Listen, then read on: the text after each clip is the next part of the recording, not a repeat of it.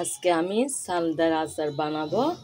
তাই জন্য চালতার আচারের জন্য শুকনা মশলা নিয়ে নিয়েছি, এগুলা ব্লেন্ডার করব। এখানে আমি শুকনা মরিচ নিয়েছি, লাল মরিচ, তারপর ধনিয়া নিয়েছি, তারপর পাঁচফোড়ন নিয়েছি, মৌরি নিয়েছি, জিরা নিয়েছি, তো রং নিয়েছি, আর কিছু নিই নাই। এগুলো আমি এখন তেলে নিচ্ছি, তারপর ব্লেন্ডার করব। তো আমি এখন চালতার সবগুলা ধুয়ে নিয়েছি ভালো করে পরিষ্কার করে, তারপর আমি পানি দিছি, এরপর চালগুলা দিয়ে দিছি, একটু হলুদ দিছি এক চামচ লবণ দিয়ে 1 ঘন্টার মতো সিদ্ধ করে নিব। সিদ্ধ হওয়ার পর দেখা হবে। হাঁড়ি বসাই দিছি, হাঁড়ি গরম হয়ে গেছে, আমি চুলা অন করে দিছি। এখন আমি সরিষার তেল দিয়ে দিচ্ছি।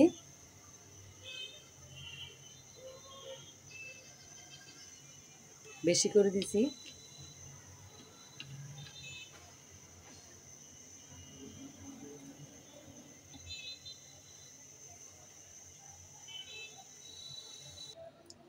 তো আমি এখানে শুকনো গরম মশলা দিয়ে দিচ্ছি, তেজপাতা দিছি, দারুচিনি দিছি, এলাচ দিছি। রং প্রথমে ব্লেন্ডার করার সময় দিয়ে দিছিলাম, যখন পেস্ট করছিলাম মশলা তখন।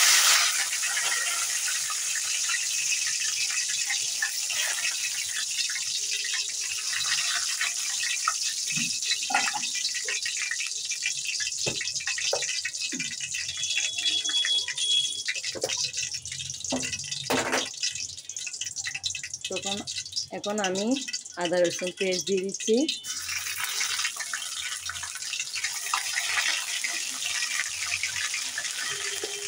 আমি প্রথম শুরুতে আপনাদেরকে সালাম না দিয়ে কথা বলে যাচ্ছি, তো ওটার জন্য সরি।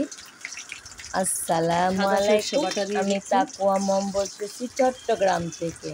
দূরে এবং কাছে, দেশ ও দেশের বাইরে থেকে যারা দেখতেছেন আপনাদেরকে অসংখ্য ধন্যবাদ। আশা করি আপনারা ভালো আছেন। আলহামদুলিল্লাহ আমিও ভালো আছি। সন্ধ্যার পর থেকে ব্লগটা স্টার্ট করলাম। তো আজকে চালটা নিয়ে বিজি আছি। এই আমাদের 5 তলা ভাড়াটিয়া একটা আপু আমাকে চালটা দিছে কাঁচা। তো আমি এটা রান্না করতেছি, আচার করতেছি, কারণ আমি এমনি রেডিমেড খাইছি কিন্তু অনেক সময় বানাই নাই। আজকে প্রথম আমি চালটাটা বানাই নিচ্ছি। দেখেন কিভাবে এটা আমি বানাচ্ছি। আসলে চালতার আচার বানাইতে পারলে অনেক সুন্দর করে কিন্তু অনেকটা স্বাদ হয়। আমার ভিডিওটি ভালো লাগলে লাইক করবেন, কমেন্ট করবেন এবং শেয়ার করে দিবেন, সাবস্ক্রাইব করে দিবেন। একটা সাবস্ক্রাইব আমাকে অনেকটা দূর এগিয়ে নিয়ে যাবে।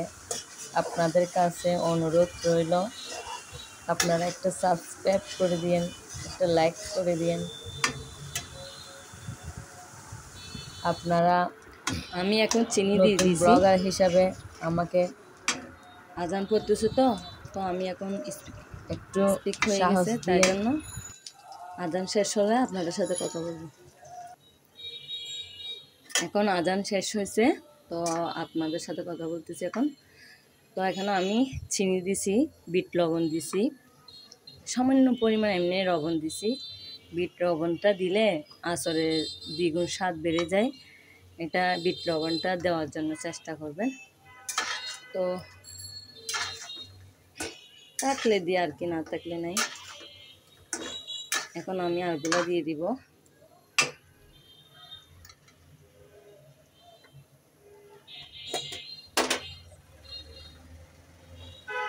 লাল মরিচের গুঁড়া দিব। আমার থেকে কাশ্মীরি মরিচ নাই, কাশ্মীরি মরিচ থাকলে কালারটা সুন্দর হয়।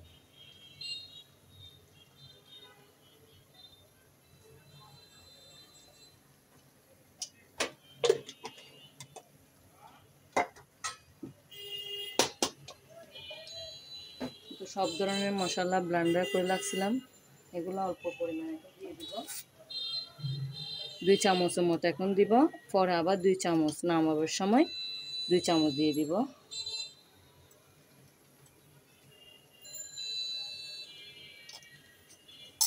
চিনি 1 কাপ দিছি, এখনও চেক করি নাই, চিনি চেক করে আবার দিতে হবে, কম হলে 1 কাপ পরিমাণ দিছি আর কি। বেশি টক হলে চিনি বেশি লাগে, তো এখন আমি চেক করি নাই, একটু পরে চেক করব। চেক করে চিনি দেওয়া থাকলে আবার চিনি দিয়ে দেব। তো হতে থাক।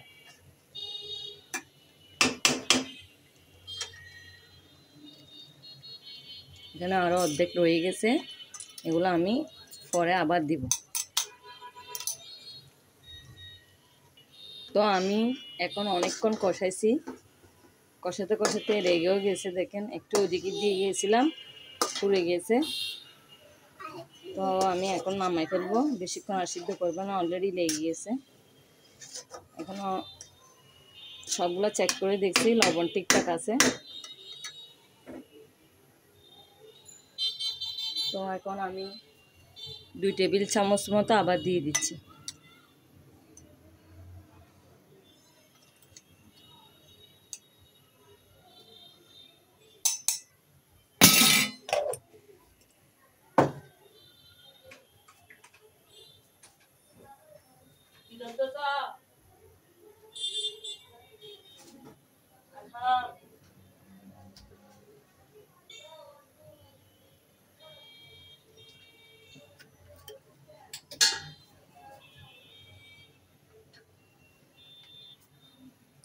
তো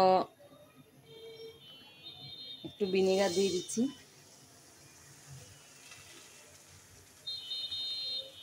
ভিনেগার দিলে আচারটা অনেকদিন পর্যন্ত রাখা যায়, নষ্ট হয় না, তাই জন্য আমি ভিনেগার দিয়ে দিচ্ছি। দেখেন আমার আচারের অবস্থা অনেকটা খারাপ হয়ে গেছে, একটু দিক দিয়ে গেছিলাম, পুড়ে গেছে, আর আচারটা কম ছিল তাই।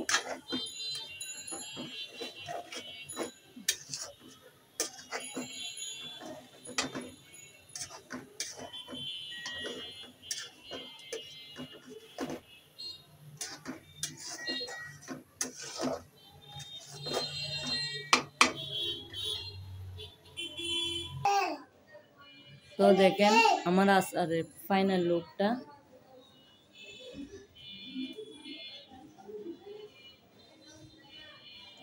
এখন অনেকটা গরম, তো ধরতে পারতেছি না, অনেকটা গরম, তেল বেশি হয়ে গেছে। এটা একটুখানি তো কিছুক্ষণ পর শেষ হয়ে যাবে, তেল বেশি দিয়ে। ব্লগটা এ পর্যন্ত, আল্লাহ হাফেজ, আসসালামু আলাইকুম।